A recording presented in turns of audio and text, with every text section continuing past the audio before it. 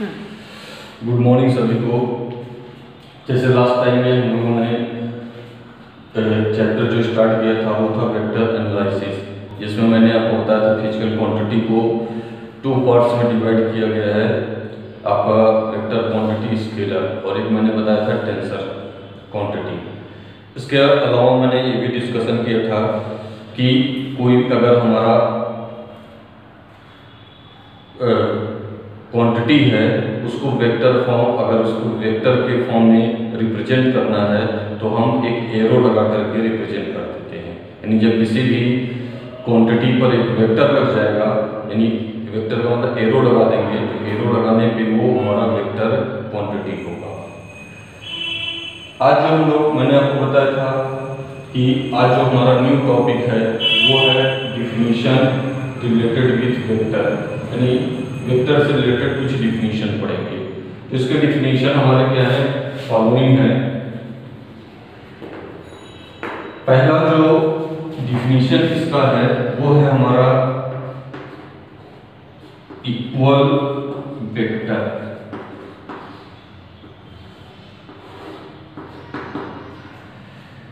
नाम से ही आपको पता चल रहा होगा कि कोई भी वेक्टर हो वो क्या हो, इक्वल हो। इक्वल का मतलब आप समझ रहे होंगे, उसका क्या हो, मैग्नीट्यूड इक्वल हो और डायरेक्शन भी क्या हो, सेम हो। यानी ये पैरेलल, ये टू पैरेलल वेक्टर, ऐसे कह सकते हैं ये 2 parallel vector having same magnitude and direction. यानी आपका क्या हो, एक 2 पैरेलल वेक्टर हो और उनका मैग्नीट्यूड और डायरेक्शन क्या हो, सेम हो, तो that is known as equal vector. यानी यहां पे हम डिफाइन कर सकते हैं ए या 2 parallel vector having same magnitude and direction is known as equal vector।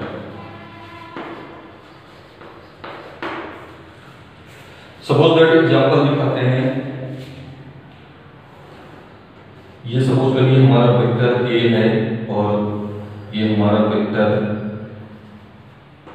B है, तो ये दोनों ही वेक्टर हमारे क्या होंगे, या फिर एक वेक्टर और खींच ले हम, ये आप सपोज करिए वेक्टर सी है, और एक वेक्टर और दिखा दें हम, वेक्टर डी दिखा दें। इसकी डायरेक्शन आप इंटू कर दीजिए। तो यहाँ पे 4 वेक्टर मैंने ड्रॉ किया है फिगर। तो इन 4 वेक्टरों के फिगर को अगर आप ऑब्जर्व करिए तो यहाँ पर वेक्टर ए, वेक्टर बी और वेक्टर सी, ये तीनों वेक्टरों का मैग्नीट्यूड क्या है, इक्वल है, और इनके डायरेक्शन भी क्या है, सेम है। तो ये तीनों क्या होंगे, आपके इक्वल वेक्टर कहलाएंगे। So we can say that vector A equal होगा वेक्टर बी के, और वेक्टर बी इक्वल होगा वेक्टर सी के। तो याद रखिए, इस तरह से हम इक्वल वेक्टर को डिफाइन कर सकते हैं। यानी कहीं भी आपको कई वेक्टर इस तरह से सेम, उनका मतलब पैरेलल हो। फर्स्ट ऑफ ऑल कंडीशन क्या होनी चाहिए, पैरेलल होने चाहिए, और पैरेलल होने के बाद दूसरी कंडीशन मैग्नीट्यूड और डायरेक्शन क्या होना चाहिए, उनका सेम होना चाहिए। जब भी इस तरह से आपको वेक्टर मिले तो आप वो सभी क्या होंगे, आपके इक्वल वेक्टर होंगे। अब हम लोग नेक्स्ट वेक्टर जो डिस्कस करेंगे वो है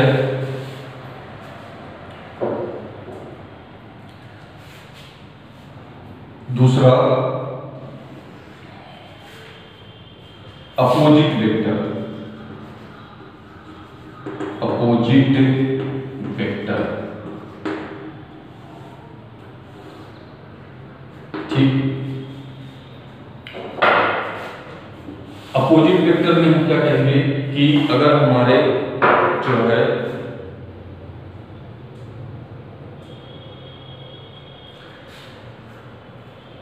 अगर हमारे दो पैरेलल वेक्टर हो और उसका vector having same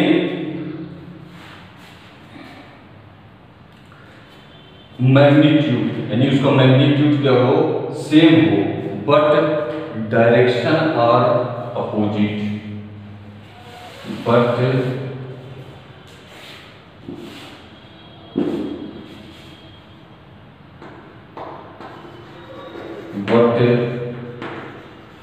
direction are opposite, called opposite vector.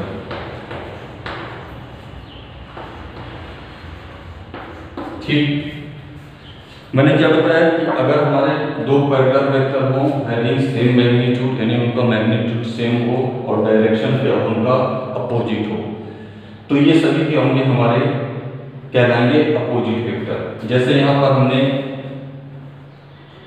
ये वेक्टर ए है, यहाँ पर वेक्टर बी हो गया, वेक्टर सी हो गया, ये है वेक्टर डी। तो यहाँ पर अगर हम देखें,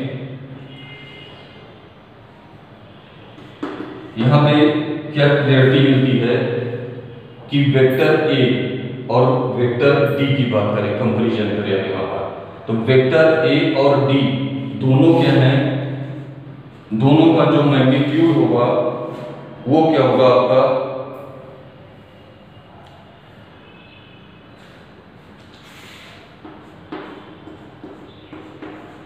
इक्वल होगा दोनों वेक्टरों का, लेकिन डायरेक्शन क्या है दोनों का अपोजिट है, यानी वेक्टर ये हो गया, ये वेक्टर डी। इसी तरह से अगर हम वेक्टर बी और डी को लें तो वेक्टर बी और वेक्टर डी मैग्नीट्यूड में इक्वल होंगे, लेकिन डायरेक्शन क्या हो गई, अपोजिट हो गई। अगर वेक्टर सी को देखें तो वेक्टर सी भी क्या होगा, इक्वल होगा किसके, वेक्टर डी के, और ये भी क्या होगा, अपोजिट होगा डायरेक्शन में। तो इस तरह से याद रखिएगा, जो हमारे वेक्टर हैं, एक हमने क्या पढ़ा, इक्वल वेक्टर पढ़ा, और दूसरा क्या पढ़ा, अपोजिट वेक्टर। अब हम लोग अगला वेक्टर पढ़ेंगे, यूनिट वेक्टर। ये अक्सर काम यूज में आता है, यूनिट वेक्टर। यूनिट वेक्टर का मतलब कि those vector having magnitude is unit, यानी जिसका मैग्नीट्यूड क्या हो, यूनिट का मतलब एक हो, यानी those vector having magnitude is unit, यानी जिसका मैग्नीट्यूड क्या होता है, यूनिट होता है, एक होता है, that is known as unit vector. तीसरा जो हम लोग यहाँ पर पढ़ेंगे वो हमारा है unit vector.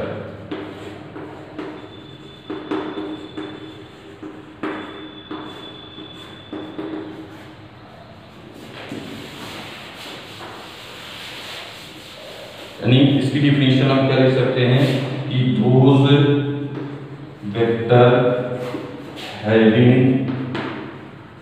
Magnitude is unit, जिसका मैग्नीट्यूड क्या हो, यूनिट हो, कॉल्ड यूनिट वेक्टर। ठीक,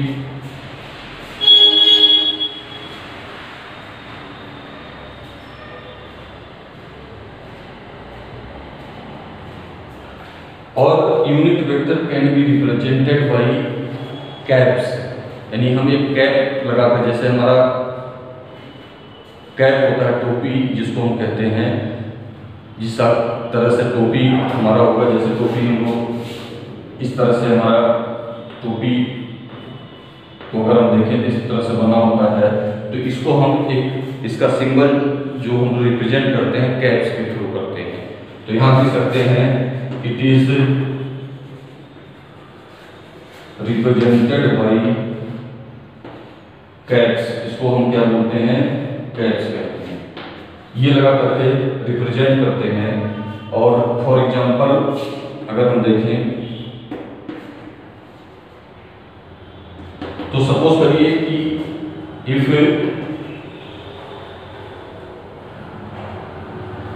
ए इज ए वेक्टर, अगर हमारा एक वेक्टर हो whose magnitude is capital A, then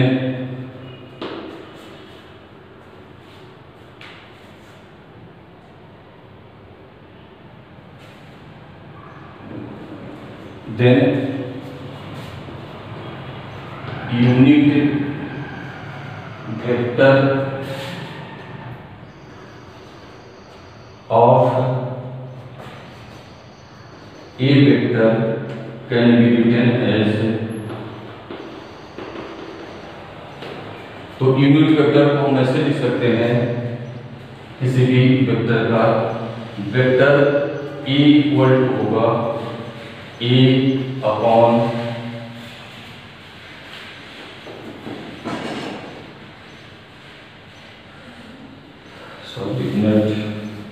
यानी यूनिट वेक्टर, जैसे ये हमारा क्या है, क्वांटिटी है, इसके ऊपर हम क्या लगाते हैं, इसे कैप्स लगाते हैं। तो ये रिप्रेजेंट करेगा वेक्टर ए का यूनिट वेक्टर। और यूनिट वेक्टर निकालने के लिए हम क्या करते हैं, वेक्टर ए को उसके मैग्नीट्यूड से डिवाइड जब कर देते हैं तो हमारा क्या निकल आता है, यूनिट वेक्टर। तो वेक्टर ए का मैग्नीट्यूड क्या होगा, ए, ठीक। तो इस मैग्नीट्यूड से डिवाइड करने पे हमें क्या मिल जाएगा, यूनिट वेक्टर ये मिल जाएगा। ये ध्यान रखिएगा, कोई भी हमारी क्वांटिटी हो और उसका यूनिट वेक्टर निकालना हो तो उस वेक्टर का जो यूनिट वेक्टर होगा उस वेक्टर को उसके मैग्नीट्यूड से डिवाइड करेंगे तो हमें यूनिट वेक्टर मिल जाएगा। और याद रखिए यूनिट वेक्टर का जो मैग्नीट्यूड होता है हमेशा कितना होगा, 1 होगा। इतनी बातें याद रखिएगा। अब हम लोग चौथा जो वेक्टर पढ़ेंगे वो ऑर्थोगोनल यूनिट वेक्टर पढ़ेंगे।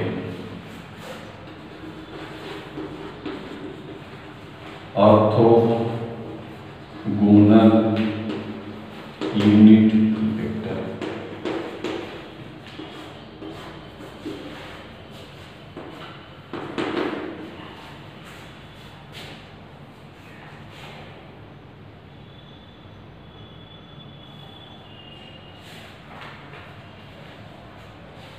आप जानते हैं हमारे जो 3 एक्सिस होते हैं, यानी 3 axis are perpendicular to each other.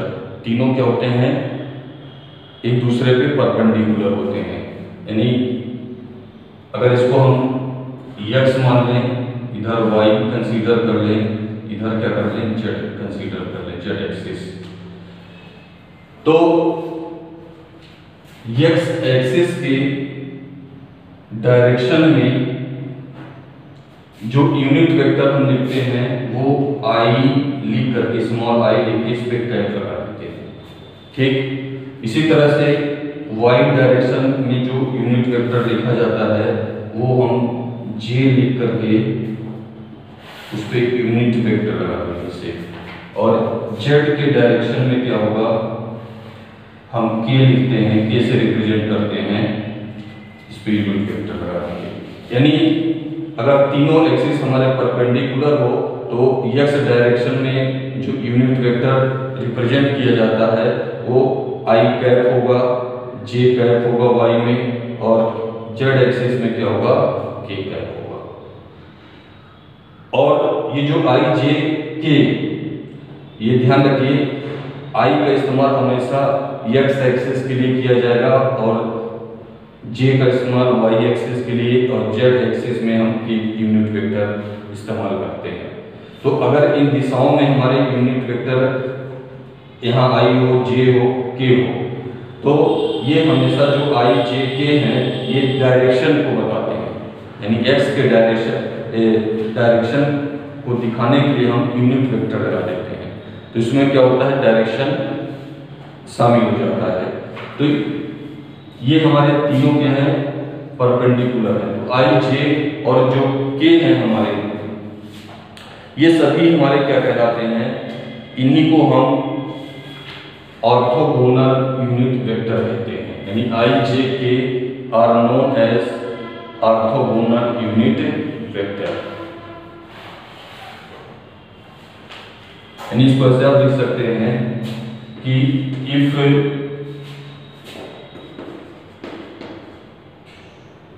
Three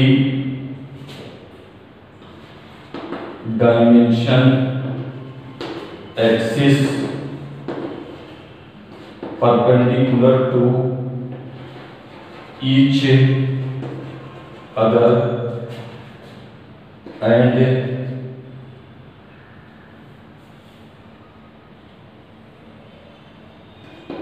in all direction I cap, j cap and k cap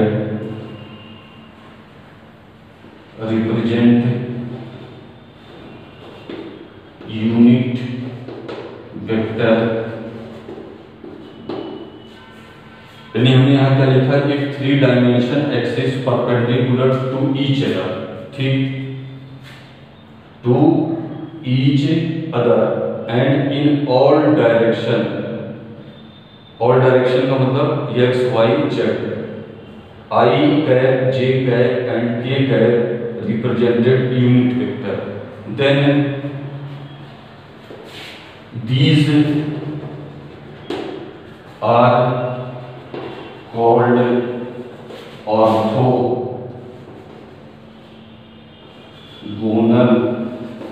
unit vector। तो I, j और k को हम ही क्या कहते हैं, यहाँ पे ऑर्थोगोनल यूनिट वेक्टर कहते हैं। और इन सभी का जो मैग्नीट्यूड होगा, यानी वेक्टर आई कैप, देखिए मैग्नीट्यूड को हम सिंपली एक हमारा मॉड ऐसे हम लगाते हैं। अगर हम किसी भी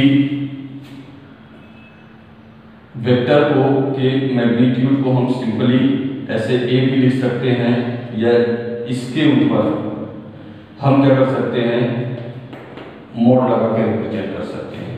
तो यूनिट वेक्टर जो हमारा आई है, इसका मैग्नीट्यूड और यूनिट वेक्टर जे का जो मैग्नीट्यूड होगा और यूनिट वेक्टर के का जो मैग्नीट्यूड होगा, ये हमेशा किसके इक्वल होगा, वन के। तो कहीं भी अगर आई, जे, के आपके आते हैं तो इनकी वैल्यू हमेशा याद रखिए कितना होगा, 1 होता है।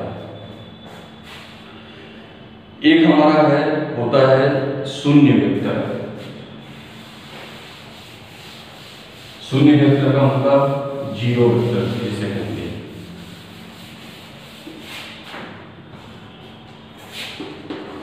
पांचवा हमारा है जीरो वेक्टर। जीरो वेक्टर का मतलब हो गया कि those vector having magnitude is zero, यानी जिसका मैग्नीट्यूड क्या होता है, आपका जीरो होता है, that is known as zero vector. यहां क्या लिख सकते हैं definition, those vector whose magnitude is zero called zero vector. ठीक है, ये हमारा जीरो वेक्टर कहलाएगा। या इसको हम नाम से और जानते हैं, इसको नल वेक्टर भी कहा जाता है। क्या कहेंगे हम, नल वेक्टर कहते हैं। और इस वेक्टर को zero vector can be represented by, यानी इसको हम कैसे रिप्रेजेंट कर सकते हैं, चूंकि जीरो वेक्टर है तो जीरो लिख करके इस पे हम एरो लगा देंगे, तो ये हमारा क्या होगा, जीरो वेक्टर को रिप्रेजेंट करेगा, यानी और इसका मैग्नीट्यूड क्या होगा आपका, जीरो होगा। लेकिन इस जो हमारा जीरो वेक्टर यानी नल वेक्टर है, इसकी जो डायरेक्शन होगी वो डिफिनिट नहीं होती है, यानी zero vector does not having definite direction. यहाँ पे लिख सकते हैं जीरो वेक्टर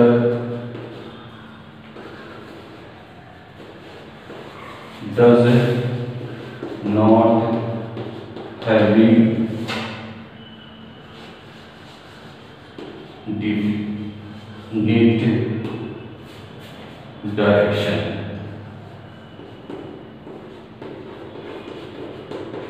ये याद रखिए, यानी जो हमारा जीरो वेक्टर होगा